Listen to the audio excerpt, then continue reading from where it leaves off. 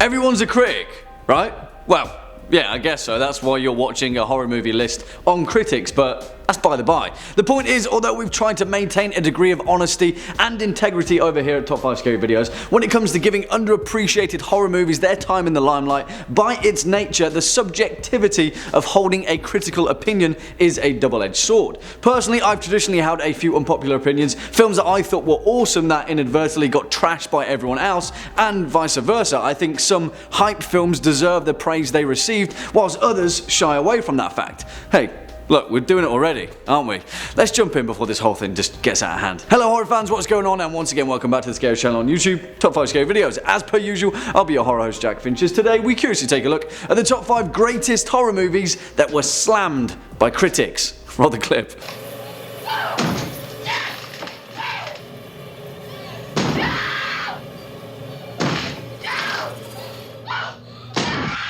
For the curious amongst you, of course that clip was from 1980's The Shining, and you might be thinking, what the hell? Really? The Shining is on this list? Well, yes, for the most part, because although they've now widened up and rightly lauded it as a classic piece of cinema that it so deservedly deserves to be, at the time of its release, The Shining was absolutely panned by critics. In fact, it wasn't just panned, it was torn to shreds for the most part. Although, strangely enough, it performed really well at the box office. It was nominated for a Razzie Award of that year, so I'm not entirely sure what the hell was going on at that point. I guess time is, after all, a great healer. Anyway, let's begin. Kicking off at number 5, Event Horizon, 1997. Oh my god. What happened to your eyes? Where we're going, we won't need eyes to see.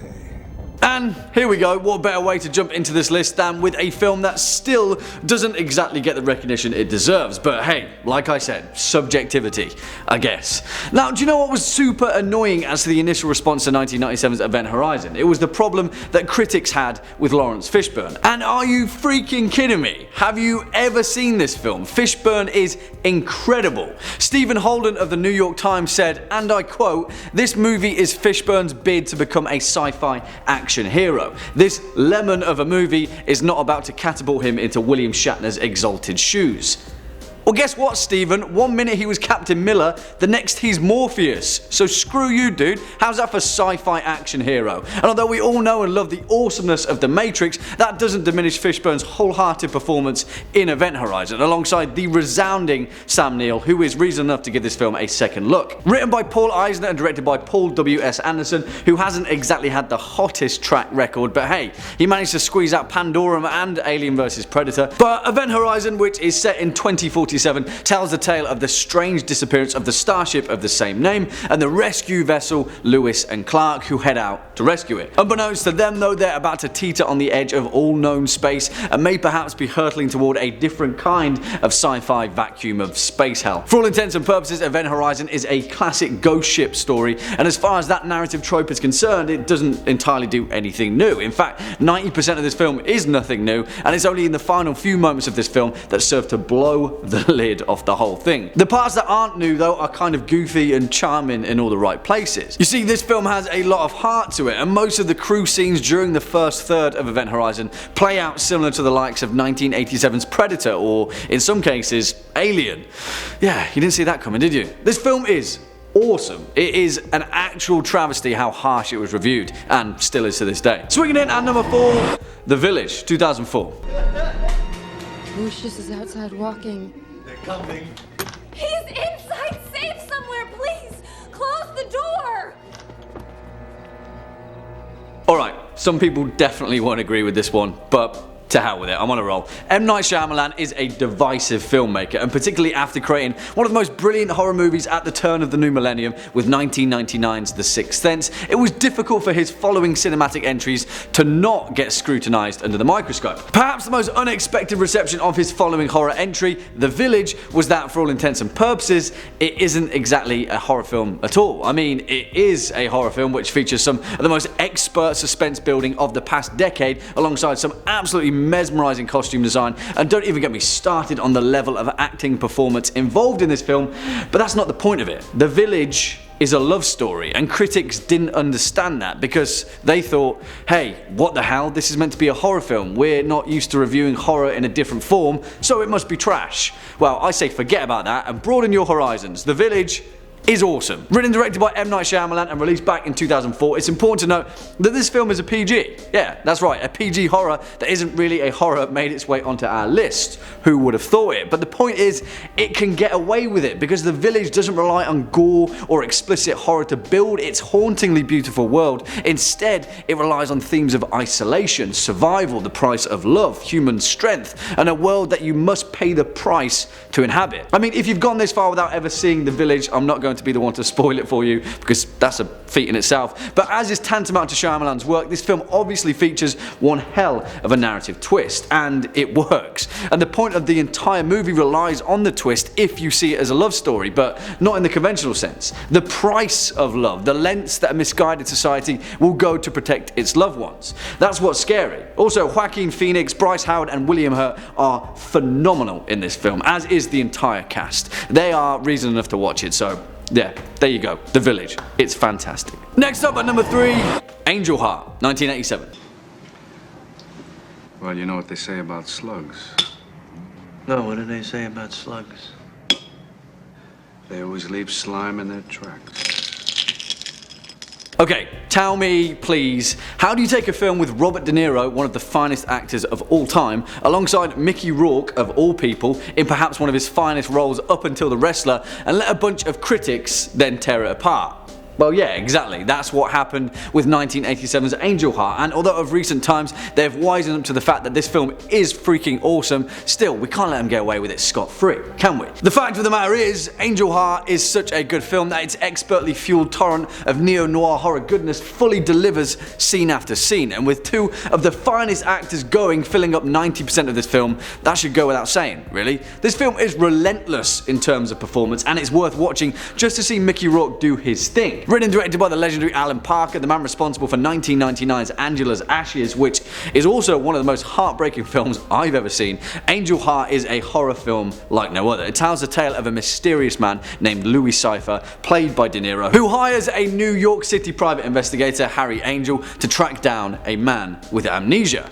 Now, I'll say no more because part of the joy of this film is letting the traditional cat and mouse tale of intrigue play out before your very eyes, but believe me, all is not as it may seem in this movie. And yeah, whilst the payoff might not exactly be the most original motif, nevertheless, it's awesome. And for those of you that haven't yet seen it, I'm sure that the majority of Top 5 Scary fans will find a lot to be adored in Angel Heart. Despite it being a cult classic by today's standards, on its first release it became a film that was so divisive that by today's standards it would have been a Babadook more than anything else. Ebert and Siskel, two of the most legendary film critics of all time, were split on this movie. Strangely enough, Gene Siskel thought that the movie's controversial sex scene wasn't shocking enough, which he contributed to giving the movie a bad review because of, which is a bit weird, but on the other hand, Roger Ebert thought that the movie as a whole was awesome. So yeah, whilst Ebert wasn't always right with his reviews and held some questionable opinions for the most part, he was bang on the money with Angel Heart because great film. Coming in at number 2,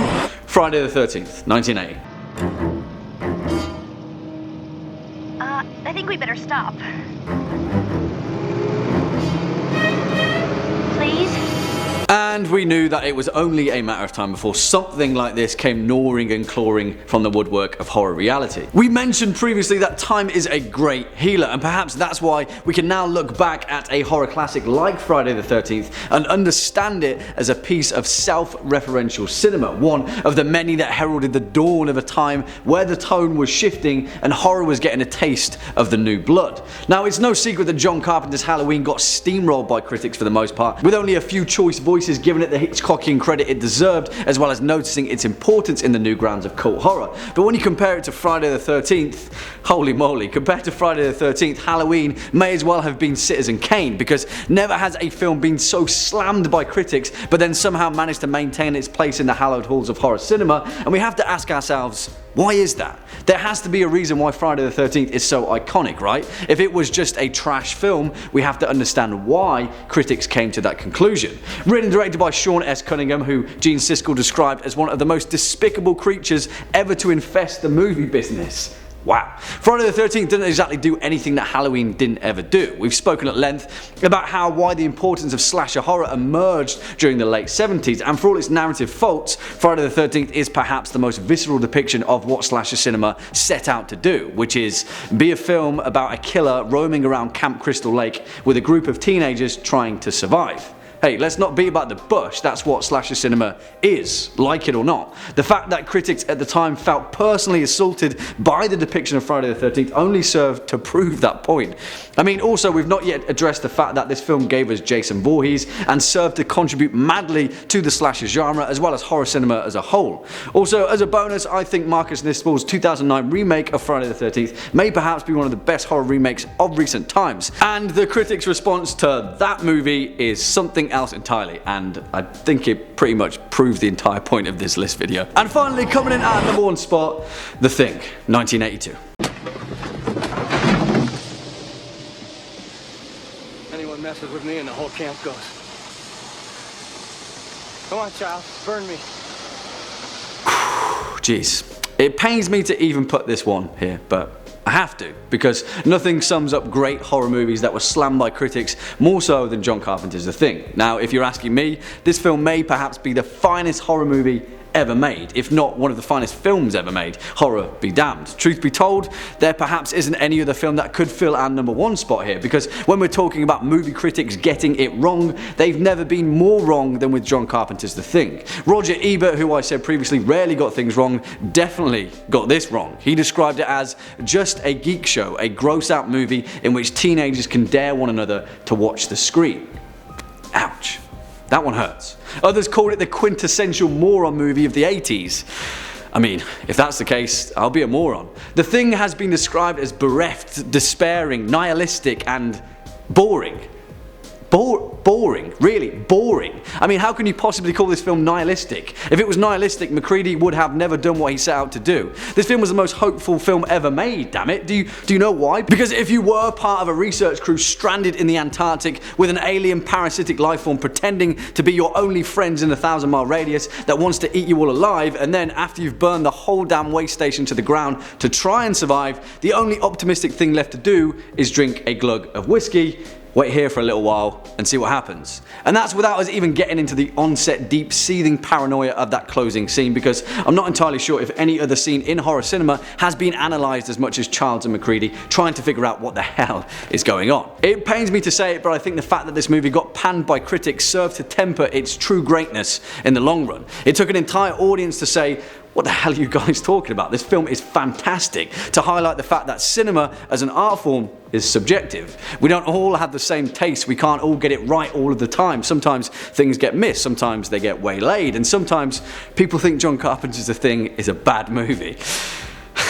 It's not, but hey, we're all learning, right? Well, there we have it, horror fans, our list for the top 5 greatest horror movies that were slammed by critics. What do you guys think? Do you agree? Disagree? Have any more to add to this list? I'm sure you will. Then let us know your thoughts down in the comment section below, as well as any choice picks of your own. Before we depart from today's video, if you'd like to continue on with your horror binge, please feel free to take a look at our neatly compiled horror movies playlist, neatly compiled for your viewing enjoyment. A lot of neatly going on there, isn't it? Very neat over here. Unfortunately, that's all we've got time for in today's video, so stick around all the way until the end. If you were a fan of this video or just top 5 scary videos in general, then please be a dear and hit that thumbs up button, as well as that subscribe bell. And I'll be seeing you in the next one. As per usual, I've been your horror host, Jack Finch. You've been watching Top 5 Scary Videos. Until next time, you take it easy.